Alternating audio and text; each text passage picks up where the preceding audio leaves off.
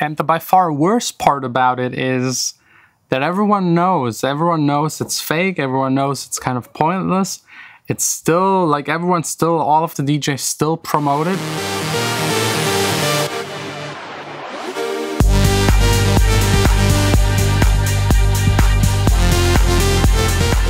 Hey guys, welcome to the harbor, welcome to the studio. Today another day in the studio making music as much as possible. Also, huge thank you to everyone out there supporting my last single, Watch Me Burn, that was released on the label of Lost Frequencies. It passed now 15,000 plays, which is really good, especially for a more club-oriented song. And speaking of club, speaking of DJs, today it's time again for the DJ Mag Top 100 voting. And there's a lot of stuff going wrong.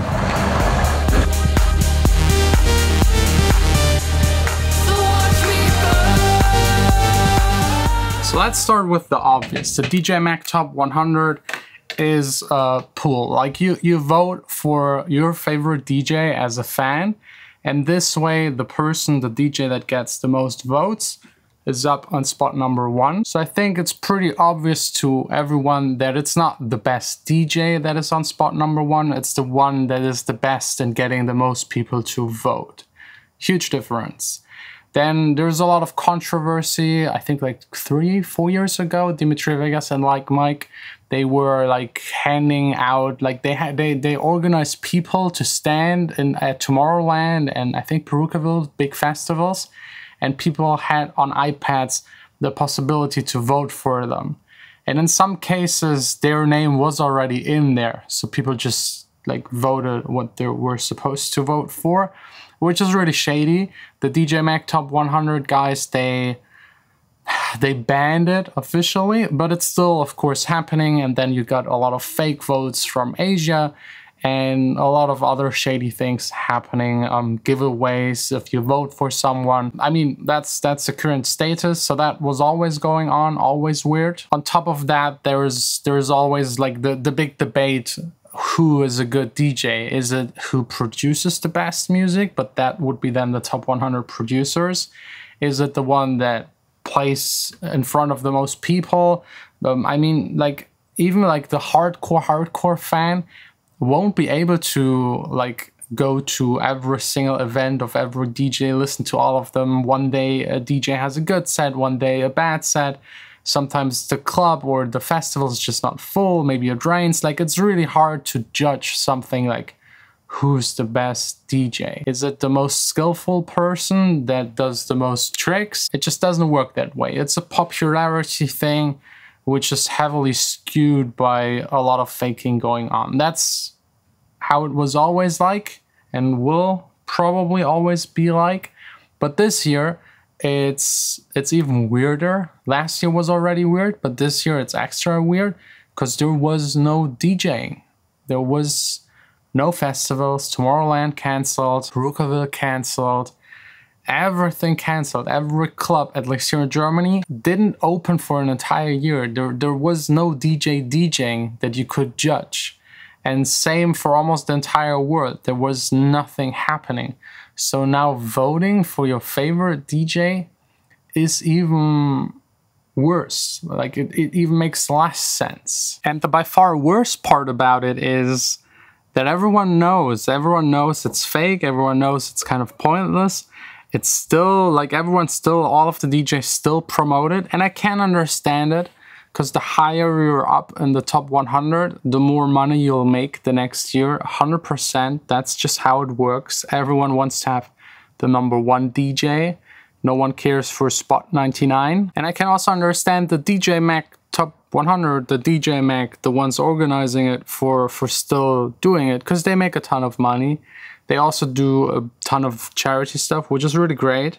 But let's be honest, like, without the DJ Mag Top 100 voting, no one would even know that there is a DJ Mag. Like, the magazine itself is pretty much non-existing. So it's really their last remaining bigger kind of income source and promotion kind of source.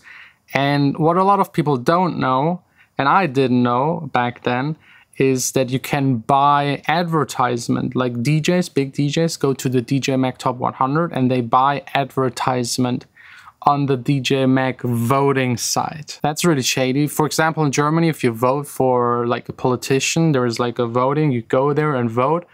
It's forbidden to have advertisement around it. There is like a certain area where you're not allowed to advertise. The DJ Mag does it right there next to the voting.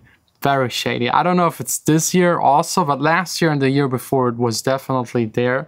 And DJs pay for it. It's a huge thing if you go and vote and you need to fill out 5 DJs and there is one popping up right next to it that you might know, might forgot.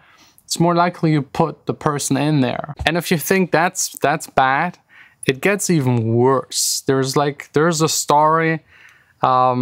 I double checked today with the person if I'm allowed to share just a story, no names, nothing like that. It's a friend of mine that I meet every year at ADE, and he introduced me once, because he's touring a lot, he's touring on China a lot.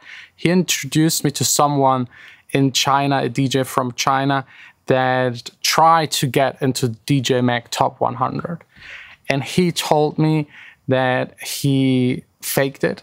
He was very open about it. He told me he tried everything with the money he had available to get into the top 100. Someone I didn't know before, you probably never heard about.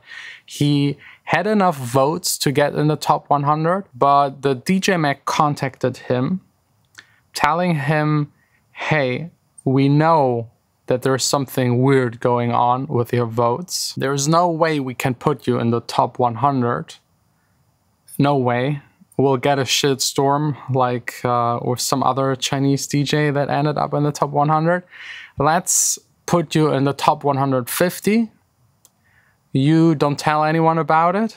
We don't tell anyone about it. And that was kind of the deal they agreed upon. So instead of calling him out, instead of making it public, instead of admitting to the public that faking is happening and how easy it is, they just covered it by silencing him, by putting him in the top 150. That was kind of the deal that was agreed upon. I have no proof for this. I can't tell you any names. That's just what someone told me. And honestly, to me, it makes sense. There is no reason for me to not believe him. But again, I can't prove it. I can't tell you any names. But that's kind of what is happening and what is going on. So I personally don't really care for that list that much. I think most other DJs, producers also don't really care for it because it doesn't tell you whose music production you personally like the most. And it also doesn't tell anything about DJ skill.